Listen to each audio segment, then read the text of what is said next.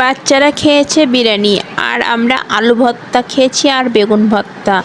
আলু ভর্তা আর বেগুন ভর্তা দিয়ে খেতে যে কি ভালো লেগেছিল, আজকে অনেক বেশি মজা লেগেছিল। এটা বেশি পেঁয়াজ আর একটু তেল আর বেশি করে শুকনো মরিচ দিয়েছিলাম বলে আরও বেশি মজা লেগেছে, কারণ একটু ঝাল ঝাল হলে খেতে আরও বেশি মজা লাগে। আমরা আজকে এই আলু ভর্তা আর বেগুন ভর্তা দিয়ে অনেক মজা করে ভাত খেয়েছি দুপুরে। কী যে মজা লেগেছিল আজকে, মানে মাংস খেতে ভালোই লাগছিল না। গরম গরম ভাতের সাথে গরম গরম ভর্তা খেতে সেই লেগেছে।